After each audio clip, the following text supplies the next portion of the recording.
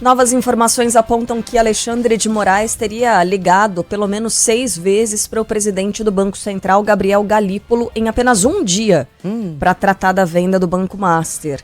A ofensiva do ministro do STF teria como objetivo salvar a instituição controlada pelo banqueiro Daniel Vorcaro, que chegou a ser preso.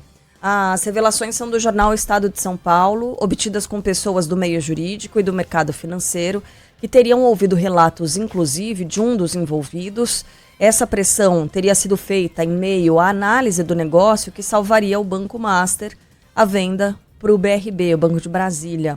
Em novembro, a instituição de Daniel Vorcaro foi liquidada pelo Banco Central sob suspeita de fraudes que somam mais de 12 bilhões de reais. Antes, em janeiro, a mulher de Alexandre de Moraes, Viviane Barsi, fechou um contrato de 129 milhões de reais para representar o Banco Master em Brasília, inclusive no Banco Central. Ontem, o ministro do STF divulgou 2 notas, ambas para negar que tenha tratado do tema com Gabriel Galípolo. O assunto entre os dois seria, eles tratariam dos efeitos da Lei Magnitsky, aplicada pelos Estados Unidos contra Alexandre de Moraes. A gente tem mais informações chegando de Brasília, ao vivo, com Afonso Marangoni. 24 de dezembro, movimentadíssimo também na capital do país. Afonso, bom dia. Bom dia, Carla, bom dia, Sheila, bom dia a todos. Realmente uma véspera de Natal atípica no noticiário, com muitas informações. Nós vamos explicar essa história em relação ao ministro Alexandre de Moraes. No fim da noite de ontem, o Supremo Tribunal Federal divulgou uma nova nota, esclarecendo o que o ministro do Supremo realizou no gabinete dele 2 reuniões com o presidente do Banco Central para tratar dos efeitos da aplicação da Lei Magnitsky. Aí a nota detalha que a primeira foi no dia 14 de agosto, após a primeira aplicação da lei no dia 30 de agosto, e a segunda no dia 30 de setembro, após a referida lei ter sido aplicada à esposa dele em 22 de setembro. E aí a nota diz aqui textualmente que em nenhuma das reuniões foi tratado qualquer assunto ou realizada qualquer pressão referente à aquisição do BRB pelo Banco Master. Moraes esclareceu ainda que jamais esteve no Banco Central e que inexistiu qualquer ligação telefônica entre ele e Galípolo para esse ou qualquer outro assunto. Por fim, o ministro disse que o escritório de advocacia da esposa jamais atuou na operação de aquisição do BRB Master perante o Banco Central. Essa nova nota vem depois de uma primeira, em que Moraes já havia falado que se uniu com Galípolo para tratar da Magnitsky, mas não falava nada em relação ao Master, né?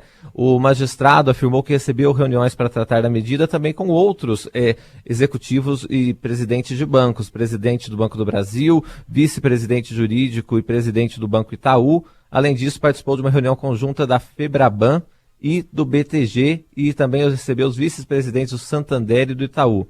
Diz aquela primeira nota que em todas as reuniões foram tratados exclusivamente assuntos específicos sobre as graves consequências da aplicação da referida lei, em especial a possibilidade de manutenção de movimentação bancária, contas correntes, cartões de débito e de crédito.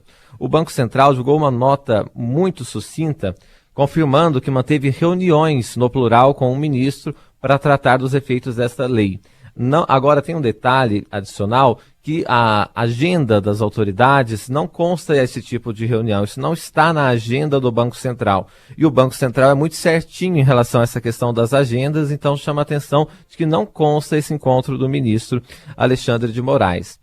Essa série de notas que a gente está trazendo aqui, Carla e Sheila, é uma resposta a uma reportagem inicial do jornal o Globo, que afirmou que Moraes procurou Galípolo pelo menos 4 vezes para fazer pressão em favor do Banco Master.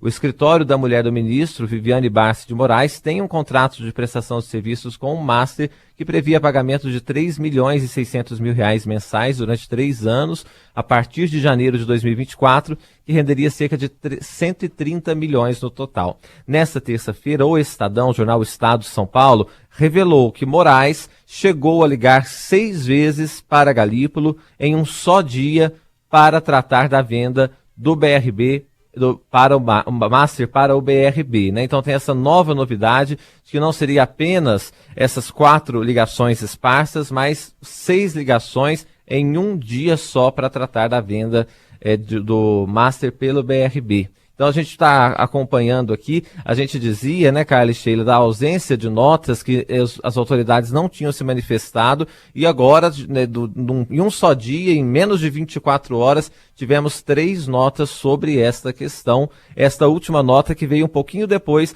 desta reportagem do Estadão. Então o Supremo entendeu que era necessário esclarecer outros pontos e ser enfático de que essa questão do BRB e do Master não foi tratada.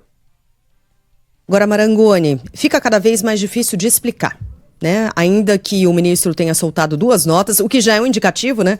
Se nenhuma nota foi suficiente, 2 notas. Ontem a gente falava aqui sobre a necessidade de um ministro vir a público e dar satisfações, mas isso só não explica. Isso só não traz justificativas plausíveis para o que a gente está vendo. É tudo muito nebuloso, é tudo muito esquisito e que demanda investigação. Hoje o jornal Folha de São Paulo traz na sua capa, o que não é exatamente muito comum, muito frequente, um editorial completo. Ou seja, normalmente os editoriais, que são aqueles momentos em que os jornais manifestam as suas opiniões, eles vêm aqui com um trecho, uma chamada, e dentro você encontra o texto completo. Hoje a Folha de São Paulo traz o editorial na sua capa, logo na frente, exatamente sobre esse assunto, cujo título é "Poderosos se protegem e corrupção se alastra". O objetivo correto de combater abusos da Lava Jato levou a um mal maior, o estímulo ao vale tudo impune nos 3 poderes. Um bom texto aqui, e aí eu estava lendo agora há pouquinho, em que diz o seguinte: o Procurador-Geral da República, exemplar nas denúncias de quem conspirou contra a democracia brasileira, não deveria ser menos enérgico quando atos e relações de ministros do Supremo Tribunal Federal merecerem inquéritos, porque ninguém, afinal, está acima da lei.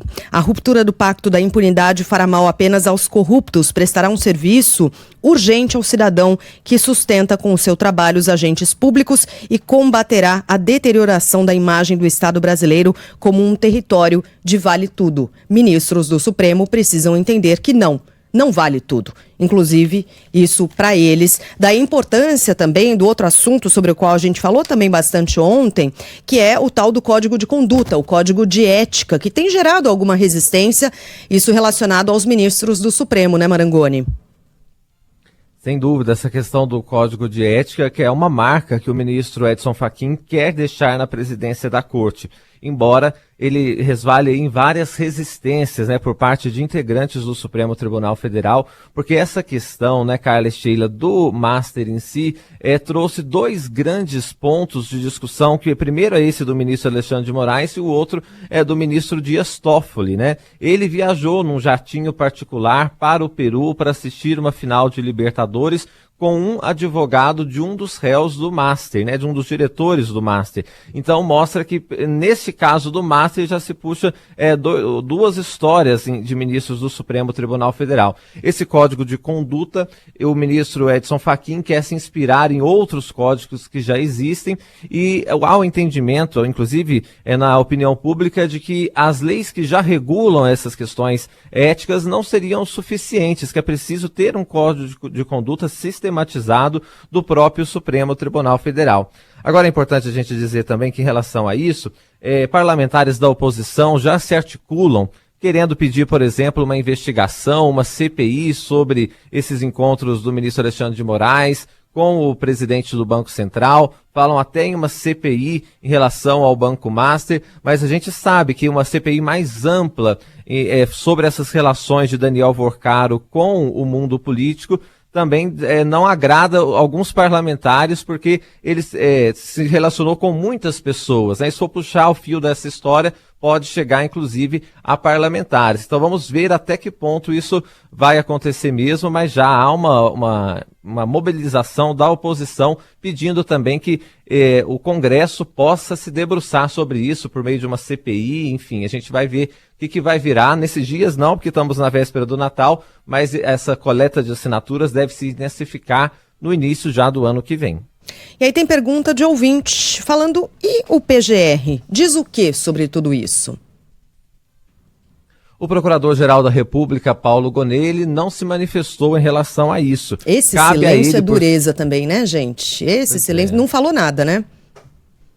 Absolutamente nada por enquanto, né? O Procurador-Geral da República, ele é o titular da ação penal, né? Então cabe a ele, por exemplo, fazer investigações ainda mais de ministros do Supremo Tribunal Federal. Mas Gonê até agora não se manifestou. Vamos seguir. Isso ainda vai render bastante Vai, ao longo do demais. dia de hoje, porque as repercussões vêm.